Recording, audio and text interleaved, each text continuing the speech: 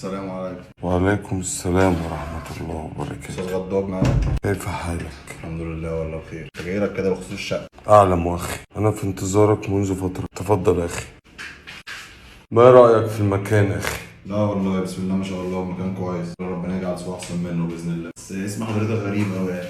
غضاب دي اول مرة اسمعها. إنه مجرد اسم أخي. مرة في حياتي اسمع الاسم ده الصراحة. امورني حضرتك عايز تعمل ايه في الشقة؟ تستأجرها ولا عايز تبيعها ولا عايز ايه بالظبط؟ أريد مستأجر لهذه الشقة، ولكن لي بعض الشروط، أشياء بسيطة أخي. ايه الاشياء البسيطة دي؟ ممكن اسأل حضرتك سؤال؟ تفضل. انت بتكلمني ازاي كده؟ ولا انت طبيعي يعني انت بتتكلم كده طبيعي ولا انت مش فاهم؟ أنا مصري ولكن عشت عمري كله في دولة خوارستان. هناك مقص ستجده في الحمام، لا يمكنك إخراج هذا المقص أبدا. اشمعنى بقى؟ دون السؤال أخي، هذا المقص إن أخرجته سيعود من تلقاء نفسه.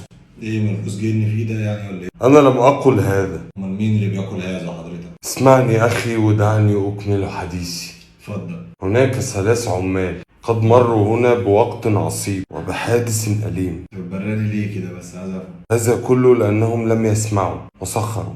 فلا تسخر، هم الآن في مكان أفضل، دعك منهم. خفت انا كده يعني؟ لم أقل أن تخاف، احذر. انت جايبني في شقه يعني اجر لك شقه مسكونه ولا ايه حضرتك؟ لا تشعر هنا الحيوانات الأليفة بالراحة، تصاب بالهلع. المرض ده يعني ولا ايه مش فاهم؟ هم كذلك سخروا مني ولم يصدقوني. ومين بقى؟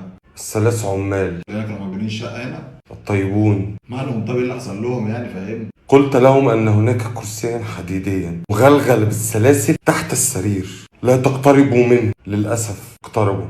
حصل لهم ايه؟ أغبياء. بعد أن استخدموه سمعوا صوتا يخرج من صورة على الحائط، فتاة ترتدي الأبيض ولها شعر أسود كثيف، تصرخ من داخل الصورة: الجزاء في السابعة، الجزاء في السابعة. تصرخ: الجزاء في السابعة، الجزاء في السابعة. أصابوا بالهلع. كانت الساعة 7 إلا 10 دقائق. مرت 10 دقائق عليهم كأنها 10 سنوات. وبالفعل الساعة 7 طرق الباب، لكنه طرق هادئ، واستمر الطرق في التصاعد حتى كاد حلق الباب أن ينخلع من مكانه. صوت الطرق عالي جدا حتى تقدم أحدهم لكي يفتح الباب. بعد محاولات أصدقائه لمنعه فتح الباب، وفوجئ برجل طويل جدا غريب الملامح يقول له: اللي نفسه فيا بيتي ما يتوش، آخر الشارع في الوش، قالوا فين بيت الوحش.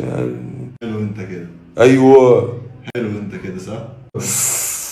في حاجه في دماغك يا عم. أيوة. هو انت اسمك غضاب طب فعلا؟